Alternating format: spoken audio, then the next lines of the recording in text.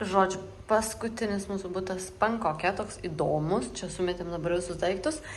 Čia yra įėjimas, tarsi, čia yra duris, čia įeini, iš karto virtuvė, iš tikrųjų labai įdomi, su sala. Šiaip nepasakyčiau, kad būtų viskas labai idealiai švaru. Pavyzdžiui, na aišku, dujinė, gal tenais neįmanoma labai gerai jas išplauti. Bet, nu žodžiu, dabar nėra čia prasmės priekaištauti. Čia yra toks langelis šone. Žodžiu, labai fainas lubos, galiu pasakyti. Tai va, virtuvė, tada eina čia tokia valgomoji jo dalis, maža tokia sofkutė, tada eina vėl, čia labai erdvu iš tikrųjų viskas yra, stalas, čia vėl paskui toks padarytas, paskui eina, čia vienu žodžiu yra svetainė, su tokiu šviestuvu labai fainu, man kažkaip nuotraukose atrodė kitaip, bet nežinau, kažkaip nuotraukose šiek tiek kitaip atrodė, bet, nu žodžiu, tai va, atrodo šitaip, tada būtų mūsų vonė, parodysiu vonę.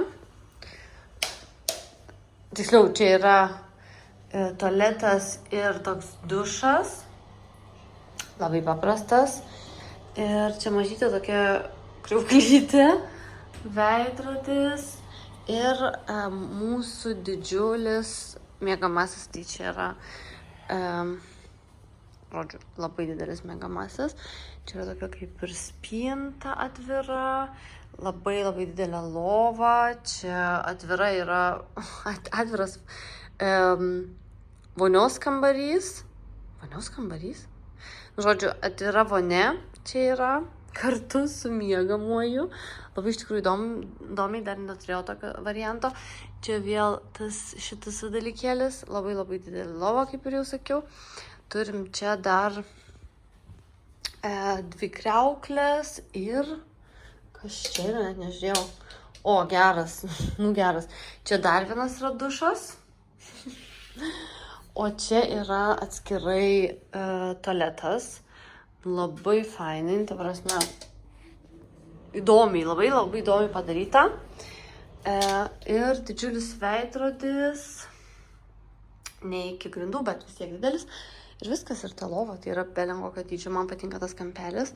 Labai dideli langai, dabar einam į mato kambarį. Mato kambarys yra visiškai kitame krašte buto, tai einam dabar į kitą.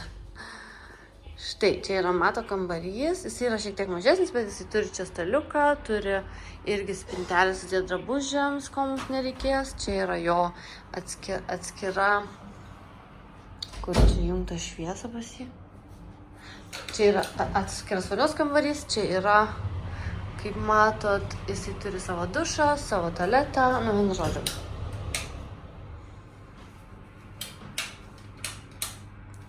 Tai va, tokie reikaliukai.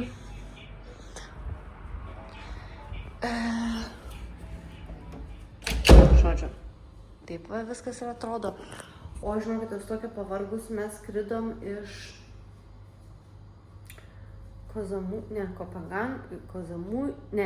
mes plaukėm su laivu iš Kopangan į Kazamui. Kelionė buvo žiauri. Žodžiu, paskutinė diena atvarėm Icon Siem į tą labai populiarų prekybos centrą. Štai sėdim dabar čia. Paskutinė dienelė, Matas miega. Mes čia dabar įsteisėm lauke, nes man biški vėsoka viduje. Ir pažiūrėkit, ką aš užsisakiau. Štai tokį dalykėlį. Tai parodysiu. Kaip atrodo. Šiauriai gražiai atrodo. Viskas mums kainavo 2 kavos ir vienas toks pyragėlis 17 eurų. Aišku, čia nėra pigu, čia tikrai nėra pigu. Bet tokiame prekybos centre čia niekas nėra pigu. Ta prasme, jisai čia yra liuksus. Gerai, mes pavalgysim, eisim dar apsipirkti. Žodžiu, pažiūrėkit, nusipirkau dar vieną tašę. Pažiūrėkit, kaip gražiai įpakuota tašė. Ta prasme. Ir pažiūrėkit, kur aš čia stoviu. Aš negaliu, žinok, mes dabar tik pavalgėm su draugu ir einam dabar ieškoti tualeto. Aš nežinau, kaip man reikės grįžti į Vokietiją, kaip man reikės grįžti į Vokietiją. Kai aš dabar prižiūrėjau tokių vaisių, man... Aš galėčiau jums filmuoti ir filmuoti šito prekybos centro, bet dabar pažiūrėkit, spėkit, kur aš esu. Ta prasme, spėkit, kur aš esu, kokioj aš vietoj esu. Žodžiu, čia yra tualetas. Čia yra tiesiog tualetas. Pažiūrėkit. Meno kūrinys. Mano outfitas. Aš negalėjau jums nufilmuoti, nes man tai yra kažkoks... Žiūrėkit, kaip atrodo čia tualetai. Pažiūrėkit, koks outfitas. Dabar čia va prieš mane, kur eina vyras ar vaikinukas toks. Pažiūrėkit, koks outfitas, ta prasme. Pažiūrėkit. Man tai čia kažkas nerealaus, ta prasme. Man atrodo, kad jie yra, aš nežinau, iš kur jie yra, bet man tokie dalykai ant tiek patinka. Kaip gražiai atrodo. Tai gal man reikia akinių būtinai, nes aš to numirsiu, nieko nematau. Dabar varysim iki tokios šventos vietos, dabar pirksim bilietą į laivą. Tenais aš turėsiu aišku persirengti, kaip aš apsirengus. Ir tenais manęs tikrai neįleis tokia apranga, todėl turėsim tenais kažką nusipirkti, kad apsirengt. Bliama, negaliu normaliai dabar parodyti. Nu, žodžiu, 5 eurai. Šita grandinėlė, 5 eurai. Šita mėlyna. Pažiūrėkit. Štai mes atėjome į tą... Wie heißt das nochmal, wo wir sind? Wat? Wat an Rūn. Atkeliavom čia ir aš gavau sijoną. Pažiūrėkit. Man jisai labai slysta į apačią. Iš tikrųjų, nėra labai baisu, bet pažiūrėkit, kaip faina. Čia yra labai daug žmonių. Das heißt Wat Arun, Anrun. Žodžiu, Wat Arun vadinasi šitą kaip ir šventykla. Oh my god, pasižiūrėkit.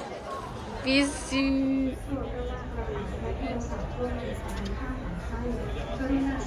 Žodžiu, nes Wat Arun šventykla, kur mes čia dabar atėjome. Labai daug žmonių, galiu pasakyti, labai daug žmonių ateina čia tik tai nusifotografuoti, turi tokį jausmą, nes labai gražiai apsirengę, yra labai daug žmonių, kurie labai gražiai apsirengę, specialiais tokiais rūbais, daro fotosesijas, bet galiu pasakyti, labai blogą laiką jie pasirinko, todėl, kad, pavyzdžiui, šitas vaikinukas, tai va jie atrodo, nelabai gerą laiką, man atrodo, pasirinko tokiems dalykams, nes labai tikrai yra daug žmonių ir čia tikrai gerų nuotraukų nepasidarysi, galiu pasakyti. Galėjo kitokį laiką pasirinkti, bet yra kaip yra. Kažkaip negalvau, kad čia bus taip daug žmonių. Tai nežinau, dabar eisim, apsižiūrėsim, apsivaikščiosim, bet tikrai kažkas tai nerealaus. Žodžiu, dabar mes grįžom namo, tai aš noriu šiek tiek parodyti, ką mes nusipirkom. Pažiūrėkit, savo nusipirkau štai tokį pakabuką. Labai fainas, mielas. Trambliukas, žiauriai. Čia jie labai populiarūs beje yra. Paskui, žinokit, susigundžiau, pasiėmiau štai tokį dalyką. Kadangi čia yra labai populiaru viskas su kokosų aliejumi, tai nusipirkau štai tokį serumą. Jisai yra skirtas veidui, kūnui ir plaukams. Taip pažiūrėsiu, kaip čia man... Ar patiks ar nepatiks, bet kokoso aliejus, kokoso tokie dalykai, jie yra vis laiko gerai. Čia mano draugas, žodžiu, nusipirko bendradarbiai savo tokį pakabuką, paskui čia nupirko mano mamai ir jo mamai po muilą. Čia, jie yra žiauriai faini, čia, pavyzdžiui, yra vynogės, čia yra melionas, tokia riekelė, paskui kitas arbūzas riekelė ir 2 tokie avokadai, jie labai kvepia, žinokit. Ir vieną, ne, avokadai, sakau, čia yra mango. Ir čia va yra avokadas, labai kvepia. Tai tokių muiliukų paėmėm, mano mamai ir jo mamai. Ir pažiūrėkit, šitas dalykas yra geriausias. Pažiūrėkit, kaip supakuota, ta prasme, kaip tokia dėžutė. Štai. Pažiūrėkit, jau rodžiau iš tikrųjų prieš tai. Ir mano tašytė. Nu, blemba, aš žinokit, negalėjau nepasimti, aš esu tašių maniakė, va būtent tokių tašių. Tai štai kaip atrodo ta tašė. Jis yra labai panaši mano, kur aš jau čia nusipirkau, man atrodo, Phuket, gal aš ją pirkau, nežinau, dabar šiek tiek mucina, bet jinai tikrai didelė. Šitą tašę yra gan didelė. Ir čia nebuvo jokio pakabuko ant jos, bet aš labai norėjau tokios tašės. Ir jinai beje taip labai fainai užsisegė. Tai šitą pirkau su pakabuku, čia irgi jinai va taip gražiai užsidaro. Ir su tokiam gėlytėm. Man labai patiko.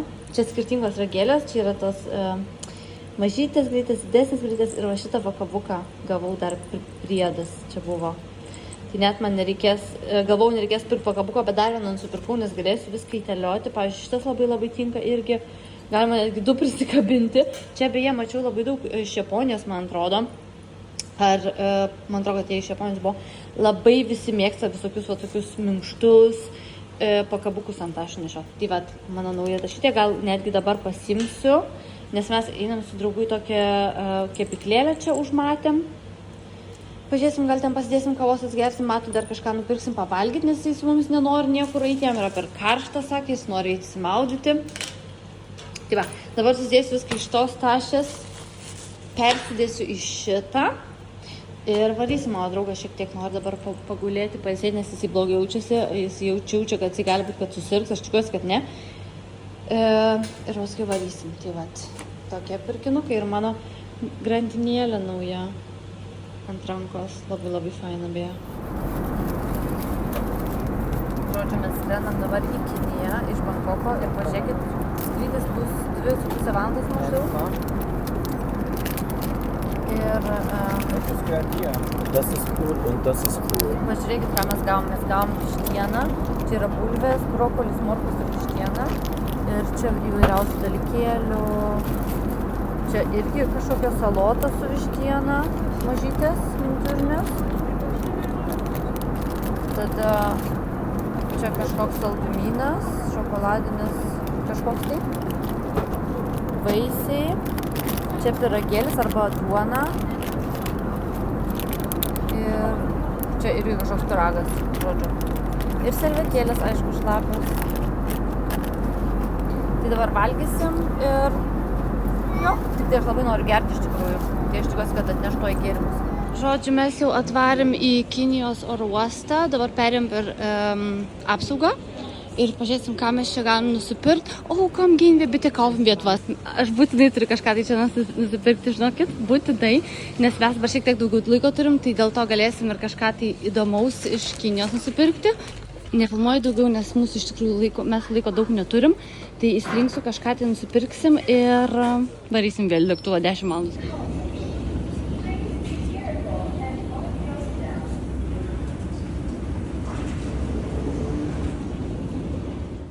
Tai žodžiu, sveiki visi, šiandien yra šeštadienis, paskutinė sausio diena ir iš tikrųjų sausis buvo labai ilgas mėnesis, bent jau man, nes po atostogų aš iš karto susirgau, peršalau, pasigavau kažkokį tai keistą virusą, nes jūs net neįsivaizduojat, aš niekada dar nebuvau taip smarkiai peršalus, nebent vaikystėj gal, bet ir tai man atrodo taip žiauriai man tikrai dar nebuvo, kad aš beveik 4 dienas negalėjau išlipti iš lovos. Tiesą sakant, aišku, aš turėjau jėgų nueiti į tualetą ir kai nukrisdavo temperatūra, nueiti į dušą ir įsivalyti dantis, bet daugiau nieko tikrai negalėjau daryti ir šitas dalykas tęsiasi maždaug 4 dienas, jau 4 dieną man šiek tiek geriau jaučiausi.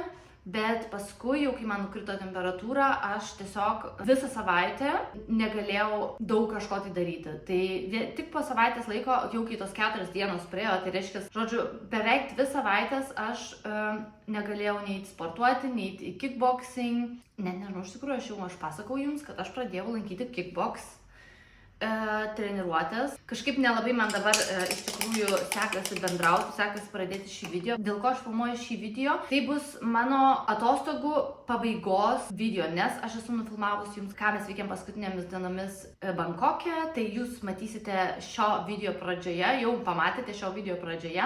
Ir tiesiog noriu padaryti tokią kaip ir pabaigą. Po tų 2 savaičių pagaliau pradėjau eiti sportuoti, ėjau į sporto salę ir pradėjau eiti. Jau praeitą savaitę buvau kickboxing 2 kartus, tai jau mano sveikata tikrai atsigavo. Ir dabar prasidėjau iš tikrųjų čionais su jumis pakalbėti apie tą savo Tailando kelionę. Paskutinės dienos buvo tikrai gan sunkios, nes mes buvom labai pavargę. Iš tikrųjų, Tailandas buvo labai gražu. Tailando kelionė buvo tikrai labai graži, labai įdomi ir pilna įspūdžių. Oras buvo nuostabus. Aš tiesiog dievinu, aš galiu pasakyti, aš dievinu tą tropinį karštį. Man gal taip atrodo, nes aš tik 2 savaitės tenais buvau. Galbūt po ilgesnio laiko man jisai būtų ir tas tropinis karštis nebūtų toks labai fainas ir nelabai patiktų, bet bent jau tas 2 savaitės man labai patiko tas tropinis karštis, nes jisai manęs net neapsunkino. Mes netgi buvom nacionaliniam parke, kuriame tikrai labai daug vaikščiojom, reikėjo vos ten į kalnus lipti. Ir žinokit, manęs visiškai kažkaip nenukankino tas karštis, netgi tokioje situacijoje. Ir aš galėjau ten ar valandas laipioti po tos kalnus ir miškus tenais vaikščioti ir taip toliau. Bet kas buvo toje kelionėje iš tikrųjų, ko aš nekartočiau, tai mes iš tikrųjų labai daug visko susiplanavom. Mes labai daug kartų palyginus, kaip per 2 savaitės, mes iš viso su skridimu, skrydžiu į priekį, su skrydžiu atgal, tai vien tik tai skrydis į priekį buvo su persėdimu, tai mes skridom, galima sakyti, į priekį atgal 4 kartus. Ir pačios kelionės eigoje mes skridome dar 4 kartus. Tai, žodžiu, skrydžių buvo labai daug. Man skrydžiai aplamai labai patinka, aš nesu skrydžių mėgėja. Ir dar reikėjo ir su keltuvu keltis. Su keltuvu keltis buvo irgi nelabai kas. Pirmas kelimas su keltuvu, plaukimas su tuo laivu buvo normalus. Iš tikrųjų, ten neturiu jokių nusiskundimų, bet kai mes plaukėm iš Koh Phangan į Koh Samui, jūs net neįsivaizduojat. Aš jums esu minėjusi savo praeitame video, beveik, aš nežinau, tenais pusė žmonių turbūt arba jau apsivėmę buvo, arba tiesiog tramdėsi, kad jie neapsivėmtų, ir aš tikrai norėjau irgi tramdytis. Buvo tikrai labai baisu, nes, žodžiu, tas laivas, jisai tenais į visas pusės draikėsi tenais tą vandenį. Buvo žiauri kelionė ir mes plus dar turėjom iš karto tada skrydį iš Koh Samui į Bangkoką. Tai mūsų kelionė buvo tikrai gan sunki, tos visos kelionės į vieną salą iš kitą salą, tai mes taip daugiau iš tikrųjų nedarytume. Mes galbūt geriau apsistotume vienoje saloje, šiek tiek ilgiau pabūtume, negu kad per visas tas salas, va taip va, šokinėti. Ta prasme, mes iš tikrųjų praradom daug laiko vien tik tai kelionės metu, nes reikėjo krautis daiktus, vėl tas kuprinės ruoštis, vėl, žodžiu, iš vieno buto į kitą butą. Buvo tikrai stresinės tokios situacijos, bet pats Tailandas labai patiko, oras patiko, žmonės patiko, maistas patiko, buvo labai fainai, kad galėjom vėl pajausti tą vasarą. Ir skrydis atgal buvo nenormalus, aš galiu pasakyti jums, nes skrydis atgal į Kiniją mes skridom tikrai neilgai ir tas skrydis nebuvo labai baisus, bet paskui iš Kinijos skridome į Vokietiją, tai žinokit, 12 valandų aš negalėjau iš viso beveik miegoti, šiek tiek pamiegojau, bet tas miegas toks buvo pusiau, aš ten buvau pusiau prabudus, galima sakyti, nei aš ten labai kažkaip giliai miegojau, nei ką. Ištisai vaikščiau tualetą, nes ištisai norėjosi gerti, labai man išdžiūvus burna visa buvo. Aš prieš tai beje nusipirkome Tailando, dar kai buvom Tailande, oro uoste, vaistinį nusipirkom kažkokių tai tablečių ten, kurios turėtų nuraminti, jos iš tikrųjų miegui skirtas. Bet žinokit, net neperskaičiau to poveikio jau po, aš nežinau, ar aš jums pasakau šitą dalyką. Tai mano širdis tenais plakė baisiai nuo tų tablečių, dar daugiau turėjau iš tikrųjų aš baimės, iš tikrųjų jau ne dėl skrydžio, o dėl savo sveikatos, dėl savo širdies, nes neplakėm belenkaip. Ir iš pradžių, aišku, man tos turbulencijos buvo baisios, bet aš vis laiką bandydavau nusiraminti. Tai, žodžiu, visa kelionė buvo apie tai, kad aš save raminau ir stengiausi ją kažkaip tai aš stengiausi save nuraminti, save kažkaip tai, nežinau, sutramdyti.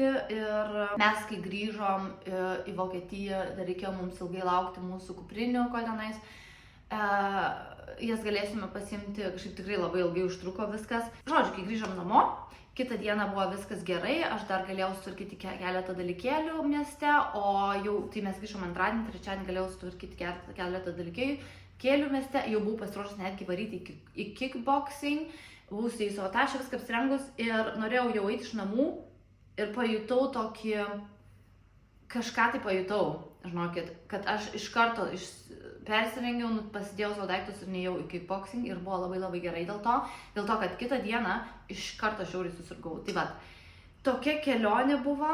Man dabar tikrai labai reikia didelės pauzės nuo lėktuvų, nuo skrydžių. Gerai, kad mes dabar, mūsų kita kelionė bus į Lietuvą, tai tenais važiuosime su mašina, tai bent jau tiek, žinokit, gerai.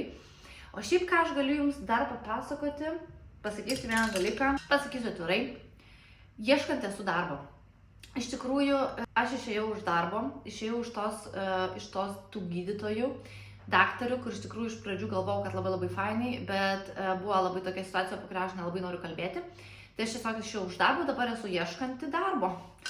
Ir iš tikrųjų labai esu daug išsiuntusi CV ir jau turiu iš tikrųjų ne vieną pakvietimą į pokalbį, tai kitą savaitę varysiu per pokalbius. Aišku, man tos vietos nelabai tenais patinka dėl darbo laiko, bet aš šį kartą nusprendžiau nepilnu etatu dirbti, o tiesiog 70% maždaug. Tiesiog noriu daugiau laiko turėti savo, nes aš žinau, kad pastebėjau, kaip aš per metus laiko pasikeičiau, kaip ir aš tos 2025 metai man buvo patys tokie nenormaliausi metai galbūt. Egzaminai, naujos vietos, nauji darbai, labai daug streso dėl mokslų ir dėl darbo ir aplamai kažkaip buvo labai, aš miegot negalėjau, labai daug kartų sirgau, labai imuninė sistema labai man buvo nusilpus. Žodžiu, kad aš labai daug iš tikrųjų dalykų dariau ir žinokit, tikrai aš pasikeičiau. Pasikeitė mano kūnas, pasikeitė mano veidas, aš jaučiuosi, nežinau, kiek metų pasenusi ir ką iš tikrųjų gali padaryti stresas. Tai čia yra tikrai man žiauriai nenormalu ir aš 2024 metais dar atrodžiau žiauriai gerai savo ir mano kūnas buvo, mano celiulito aš visiškai beveik neturėjau, dabar žinokit, celiulito atsirado, nors aš visus metus belenkaip sportavau. Bet kai turi daug streso ir labai kortizono, lietuviškai net nežinau iš tikrųjų tiksliai, kai tie hormonai keičiasi dėl streso, labai didelis kiekis tų negerų hormonų tave padaro, nežinau, visiškai sugadina viską. Beje, mano valgymo situacija irgi nebuvo labai gera, ten kažkokia, kad aš labai gerai maitinausi ir pradėjau valgyti šiek tiek saldumynų, kas yra irgi negerai ir valgydavau tikrai vakare tokį sunkų maistą. Tai žinokit, dabar jau antra savaitė po jau visų tų savo sirgimų, dabar kaip grįžom po atostogų, pakeičiau visiškai savo mitybą, nes pradėjau vėl nevalgyti visiškai cukraus, ta prasme, pradėjau nevalgyti tiesiog perdirbto cukraus. Aišku, aš valgau vaisius, bet aš jų nevalgau daug ir pradėjau maitintis ne taip riebiai, tai mažai riebalų, mažai to gliuteno, mažai kažkokių miltinių patiekalų ir daugiau proteino. Tai mėsa, kiaušiniai, varškė, daržovių daugiau, žodžiu, toks mano maistas dabar, jau antra savaitė ir aš labai tikiuosi, kad aš vėl atgausiu savo figūrą. Mano figūra yra gera, aš tikrai nesiskundžiu, bet mano kojos, žinokit, aš sportavau tikrai labai daug laiko. Bet žinokit, mano kojos tiesiog man nepatinka, mano užpakalis, mano kojos man nepatinka. Nesu labai patenkinta, dėl to dabar stengsiuosi viską daryti, kad tai pasikeistų. Bet nenoriu labai daug negatyvaus kažko čia jums pasakoti. Aš jums norėjau pasakoti apie savo plaukus ir man įsikrovė telefonas. Net nepasitikrinau batareikos savo telefono, ar man užteks iš viso filmavimui ir jo, mano telefonas įsikrovė ir aš tenais kalbėjau su jumis. Tai jo, tai dabar galvojau šiek tiek prisėsiu ir šiek tiek papasakosiu netokių labai negatyvių dalykų, ką prieš tai minėjau dėl skrydžių ir taip toliau, dėl kelionių. Kas man iš tikrųjų, nes aš dar pasakau, kad mano kūnas man jau nelabai patinka, kad mano veidas nepatinka, pas mane atsirado čia kažkokios pigmentinės dėmės ant veido, beje, susivariau savo veidą su taping, bandžiau taping daryti, ten kur tipo įtempi veidą, užsiklioju čia tokią specialią dalyką ir man dabar randas čia nais liko, nes man nusilupo oda, man atrodo, kad jis niekada nebeišnyks, aš čia turiu porą pigmentinių tokių dėmelių, jos yra, čia iš tikrųjų yra pigmentinis kaip ir kažkoks tai sutrikimas, tai čia net ne tai, kad nuo saulės tai pasidarė, bet tiesiog nuo hormonų pasikeitimo, tai sakau, man tie visi hormonai, stresas, man labai daug dalykų sugadino, kas man nepatinka, bet pozityvus dalykas yra tas, kad man, pavyzdžiui, mano plaukai dabar, aš esu savo plaukais patenkinta. Nėra, kad sakyčiau, kad jau 100% jie tokie yra, kokie buvo prieš man nusidažant šviesiai, nes aš jas iš tikrųjų dažiausi net nežinau, Jėzau, kada aš čia dažiausi, aš turėjau labai trumpus plaukus ir paskui man augo, vėl turėjau kirpti, tai dar nesu labai ten 100% aš patenkinta, bet tikrai yra daug geresnė situacija, negu kad buvo ir žinokit, jie man auga tai belen kokiu greičiu ir apie savo plaukų rutiną galėsiu aš jums irgi papasakoti, jeigu norite, jeigu turite, jeigu esate susidomėję ir norite daugiau sužinoti apie mano plaukų rutiną, aš galiu jums papasakoti, nes pas mane daug kas pasikeitė, aš pakeičiau priemonę savo visiškai, nebeperku aš tų brangių priemonių, nes aš jums sakiau, o Jėzau, nepirkit iš parduotuvių tų plaukų priemonių, šampūnų, kaukų ir kondicionierių, nes jie nėra geri, bla bla. Tai mano nuomonė pasikeitė, nes aš maždaug pusę metų jau naudoju normalias priemonės, tvarsime iš parduotuvės. Aš galėsiu jums parodyti, kokius aš tiksliai šampūnus, ten kondicionierius ir kaukės naudoju. Vienintelis dalykas, kas pas mane liko iš brangesnių priemonių, yra aliejūkas plaukų išdavinės, o šiaip tai perku šampūnus dabar, nebent tenais turiu tokį nusipirku šiek tiek brangesnį šampūną, jis yra būtent garbanotiems plaukams. Dėl ko garbanotiems plaukams? Klausimas tikriausiai kyla dėl to, kad aš garbanotų plaukų tokį kaip rutiną darau kartais ir jo. Bet šiaip tai mano kaukės žemiau 10 eurų. Vienintelis dalykas, už ką aš brangiau moku, tai yra kondicionieriai, kai kurie kainuoja maždaug apie 10 eurų ir paliekamas kondicionierius irgi kainuoja apie 10 eurų. Tai irgi čia yra dvigubai pigiau, negu kad aš anksčiau mokėdavau. Tai aš anksčiau mokėdavau už savo kondicionierių, pavyzdžiui, kaukę ir šampūną, aš sumokėdavau virš 100 eurų. Gal net daugiau. Už tus dalykus.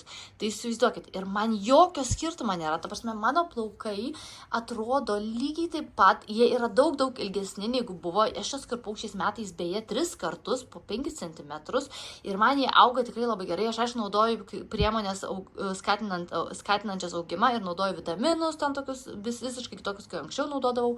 Tai galbūt, kad kažkiek padeda ir aišku, reikia iš vidaus tiesiog kažką tai daryti ir pakankamai vandens gerti ir daug dalykų, iš tikrųjų, daug faktorių iš tikrųjų susideda į vieną vietą, kas plaukų augimą skatina. Tai vien tik tai tos priemonės, ampolės ir taip toliau tau tikrai nepadės, dėl to, kad reikia daryti daug dalykų. Dabar pas mane kažkaip pasikeitė, nes mano plaukai nebeslenka. Dabar, aišku, jie, sakau, nėra jie kažkokie ten stori.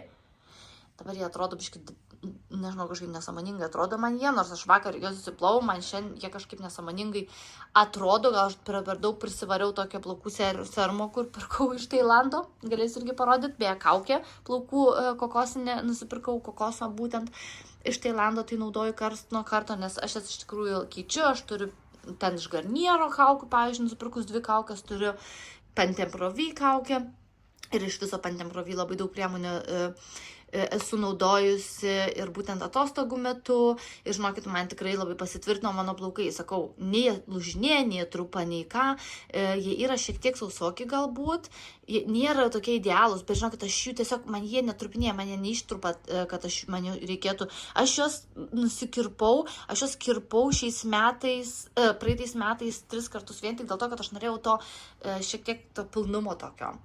Nes galai tikrai buvo išplonėję ir aš jas kirpau, žinokit, man vis atauga. Tai vat, sakau, jeigu jūs domina, parašykite po video, parašykite man į komentarus, galėsiu padaryti savo plaukų priemonių tokią apžiūrą, plaukų priežiūros priemonių apžiūrą ir galėsiu parodyti, kokius vitaminus aš naudoju aplamai, galėsiu papasakoti, kokį aš maistą valgau, beje, pasiekite mane Instagram'e, tai čia tuom ir užbaigsiu šitą video.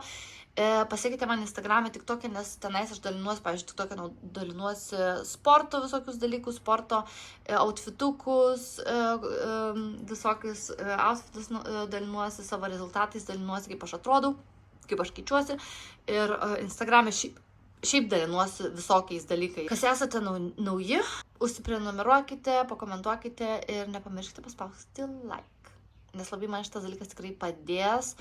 Ir labai dėkoju visiems tiems, kurie mane sekate, kurie žiūrite mano video nuo senesnių laikų, kurie manęs nepamirštate. Ir jeigu esate nauji ir užsiprenumeravę savo mano video, esate jau mano kanalą, tai irgi labai jums dėkoju ir linkiu jums dabar gražios dienos, gražios savaitės, gražaus vakaro.